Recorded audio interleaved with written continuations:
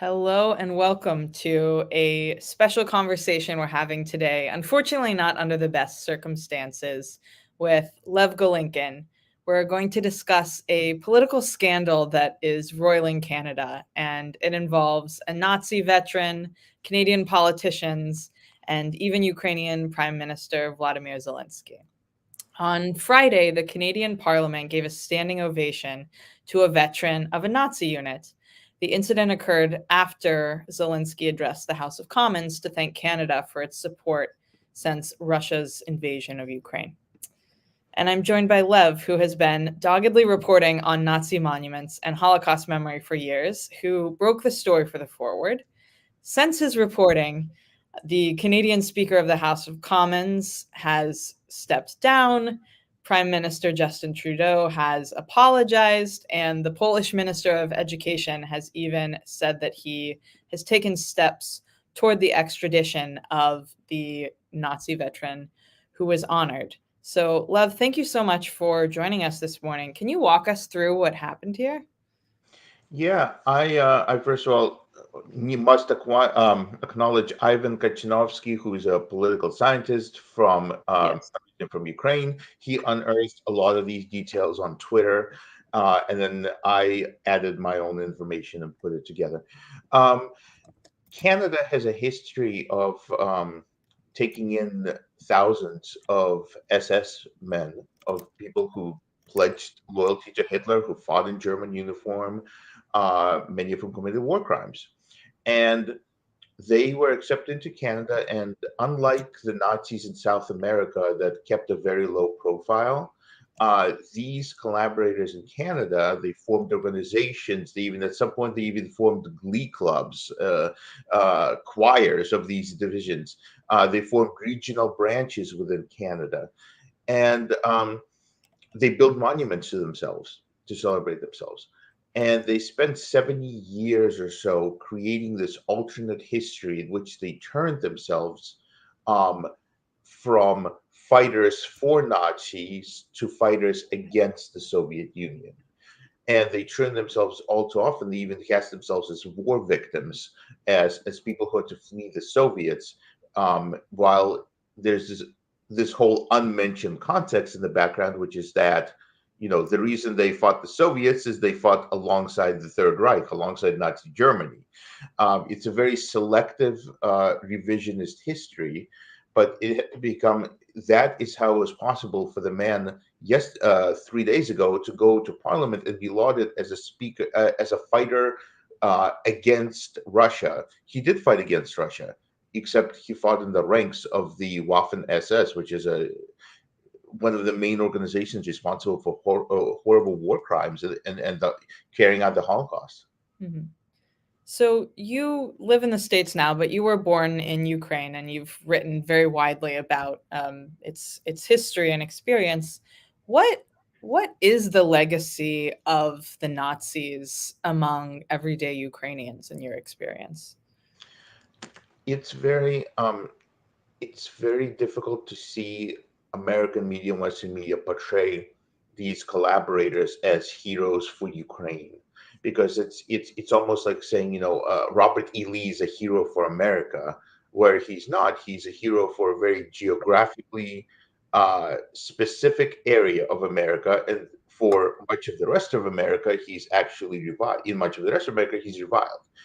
Um, 2.5 million Ukrainians died fighting against the Nazis. Okay, so the notion that the country where almost everybody lost people fighting against Nazis would be celebrating the tiny percentage who welcomed the Third Reich it's really insulting, and it's what Vladimir Putin has been trying to do. He's been trying to say, you know what, these people, see this tiny percentage of people, they are what represents the country. They are the ones. And in reality, it's just a very small part who, in one very small region, and even when Russia tries to falsely paint Ukrainians as neo Nazis and as lovers of Hitler, they take these marches that they have, and a couple of times a year they would have these marches, again mostly in just one location, where at the most it would be 1,000 people. And it's like, yeah, that's very disturbing, obviously, but you can find 1,000 people who will march for anything. Mhm.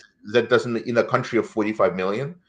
Um, so these people are not considered heroes. They're only considered heroes to a very specific subsect of the population. And just like in America, we have ours. Mhm. So, can you explain a little bit of the context of this unit that the Canadian veteran served in? It seems like it was Nazi recruits from Ukraine that were kind of pushing back against Russian advances. But how did the Nazis view this unit, and what did they use Ukrainians for? And there was a massacre of Poles also by this unit, right? Yes, several. In the beginning, Germany, the SS was supposed to be this elite organization. It was this Aryan organization where, to the Germans, the Ukrainians were at best second class type of people. They were still somewhere between subhuman and Aryan, but definitely not the Aryan type. They had no interest in. They did not view Ukrainians as equals. They had no interest in giving Ukraine independence. And they certainly didn't have Ukrainians and other Eastern Europeans in the SS in the beginning. But the war began, kept going. Eventually, the war started turning against Germany. And eventually, Germany started retreating because Germany invaded the Soviet Union. The Soviet Union started pushing back, and eventually, Germany kept retreating and retreating. At that point, Germany lost a lot of men, a lot of soldiers. They needed bodies, they needed troops. So what they did is they expanded the SS, which is the elite fighting unit for the Third Reich, and they decided to form these divisions made up of ethnic Latvians, ethnic Crow, various different ethnicities. And one of the big ones was SS Galichina, which is the unit that this 98-year-old man fought for. It was composed mostly of volunteers. They had tens of thousands lining up. Um, Many of the men so Germany had its pick of the litter, and many of the men who volunteered, a lot of them had previous experience murdering Jews in the Holocaust, Hmm. because they had already served under the Nazis in 1941 and 1942, um, and a lot of them who came volunteer, they had hands-on experience in genocide. Uh, which is why this unit had committed a lot of war crimes, because these were already people who were desensitized to violence, who proved themselves capable of committing violence. And by that point, there were almost no Jews left that could be massacred. So what they did is they turned themselves to another enemy, which is the Poles, and they started exterminating and liquidating Polish villagers. They brutally suppressed anybody trying to resist against the Nazis.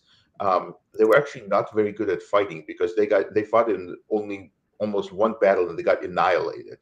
So what they basically did is commit war crimes and put down any hint of anybody who was trying to who was trying to stop the Nazis. Um, this was a unit of the SS. There were SS uniforms.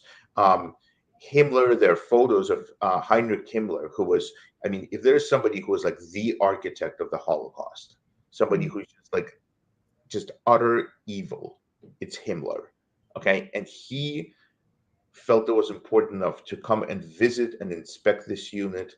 The Nazis, there's videos that we put up with a forward of elaborate recruiting ceremonies, where you see these recruits marching down the street, smiling and carrying placards with the SS on it. So these were certainly they knew what they were getting into. And Germany needed them, so they went out of their way to increase the excitement of the recruits, to really make them feel special. So this is what these people were. They were Nazis. I mean, in the full sense of the word. So Yaroslav Hunka, who was honored at this ceremony in Canada, I think we're all familiar with the stories of Nazis who kind of secretly hide in South America and are later found out. But this man was serving openly in a veterans organization. He was, living in Canada. How did the reputation become such that this man was living openly in Canada, having served in this unit? Uh, the people who fled after the war and were taken into Canada, and again, this is the country that refused to take Jews who were fleeing the Holocaust. So the country that did not take in Jews, and even after the war, the country that was very, very harsh in its measures in taking Jews, welcomed these people with open arms. They were seen as valuable assets in the fight against the Soviet Union. So we nurtured them, we welcomed them. They were also used as strike breakers. They were used to combat the rising powers of unions in Canada and in America. Wow. So there are some pretty dark stories I'm hoping to go into where they actually these are men who are again organized. They're new immigrants, so they needed jobs, and they naturally hated anything that smacked of communism or socialism or organized labor.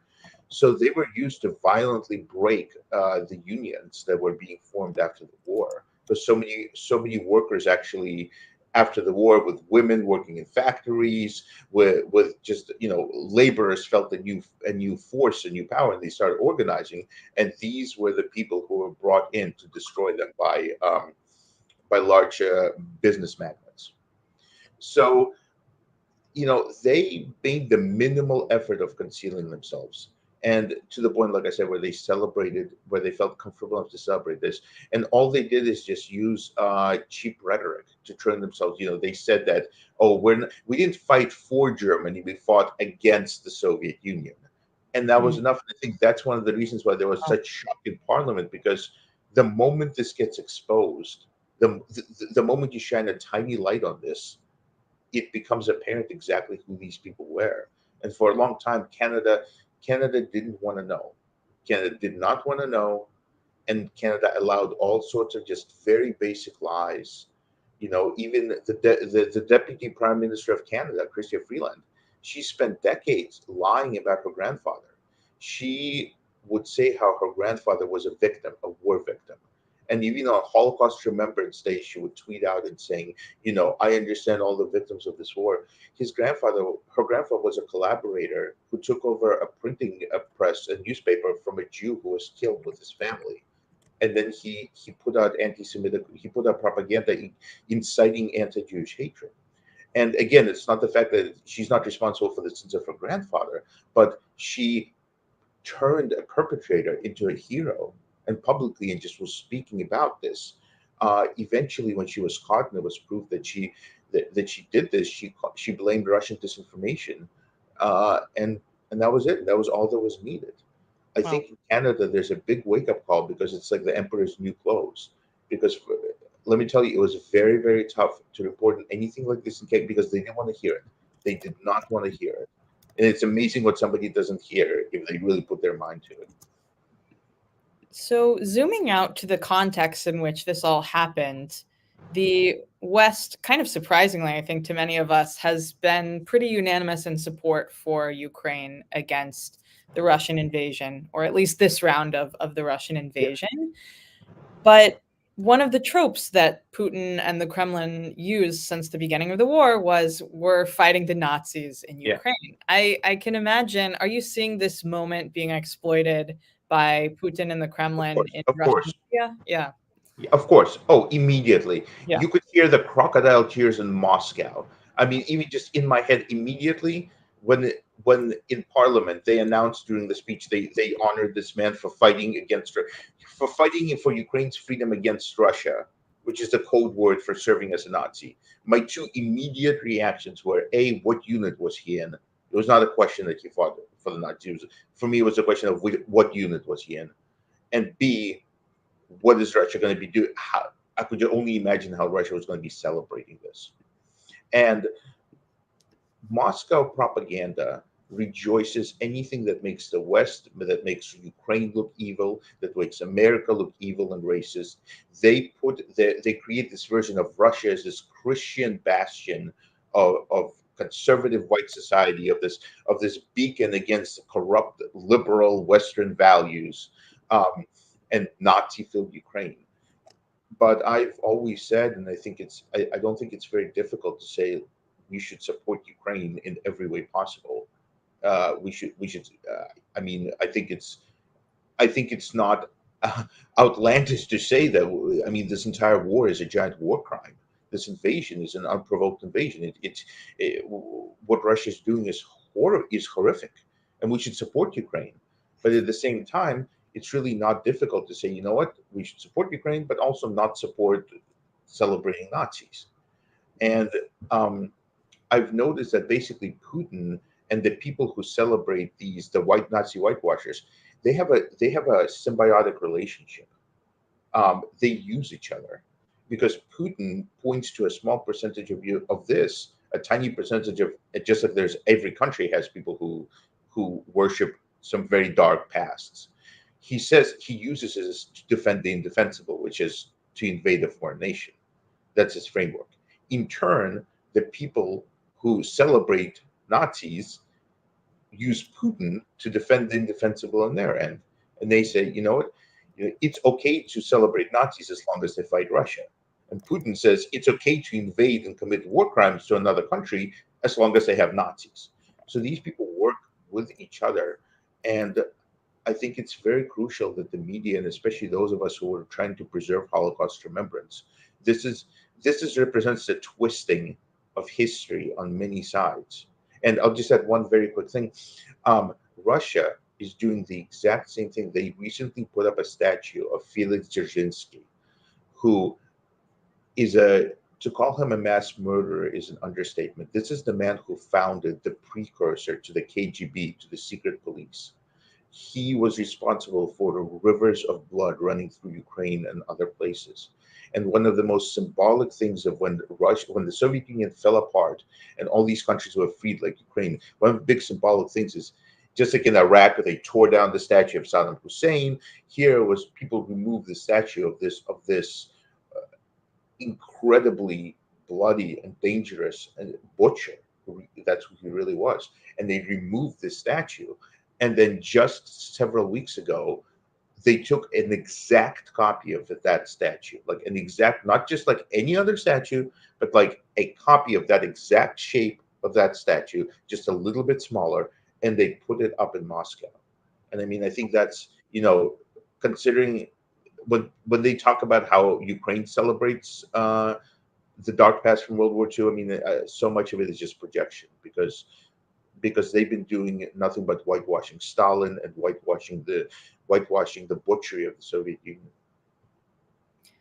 Lev, you've been tracing non-Nazi monuments over 30 countries for several years now. Do you see a connection between this whitewashing and forgetting and these incidents that play out in real time where, I assume this Canadian politician did not intend to invite a Nazi veteran, but is there a connection here with the public memory and incidents like this happening?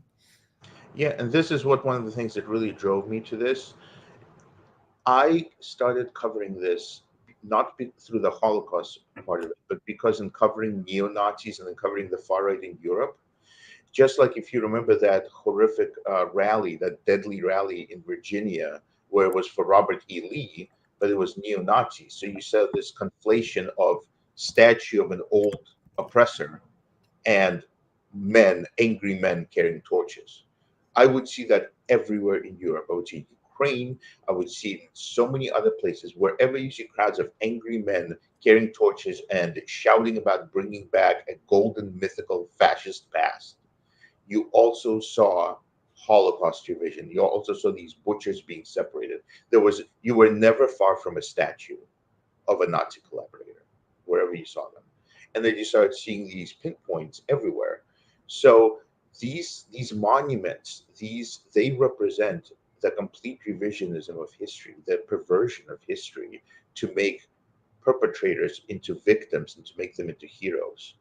And the most scary thing to me is that it's being enshrined in laws and in textbooks. So what we're seeing is an entire generation of people across Eastern Europe being raised to view perpetrators as heroes, which is, of all the incredible endless numbers of people in Ukraine who are heroes, who actually fought against the Soviets but were not Nazis and did not commit war crimes against thousands of years. I mean, obviously I'm a little biased. I'm from Ukraine, but we domesticated the horse. We literally we invented like, this is where it happened in Ukraine. It goes all the way back to that. Yeah. There's just so much to celebrate, but instead, this small minority is instituting this cult across the entire Eastern Europe. And it all comes down to, they invariably pick butchers of Jews. These are the people who they invariably pick of anybody who you could pick. So this is really a battleground of not just the far right; it's also a battleground of a Holocaust revisionism, and about fake news, because this is essentially what it is. It's fake news. It's using cheap rhetoric and lies to just twist people into something that they were completely different. And you can see with Canada how you can fool an entire country into doing this very, very easily. Lev, thank you so much for joining us. Really disturbing stuff, and we'll be watching your reporting on both the story in Canada and the ongoing Nazi monuments you have been so meticulously documenting. All of that can be found on forward.com. But thank you again. Really appreciate it. And without the support of the Forward, it's not. I mean, you need to have the institutional support, and you need to have this organization that believes in you and is willing to put up with your detailed reports of monuments. And I'm extraordinarily grateful to you and to the rest of the Forward for doing this. Thank you so much.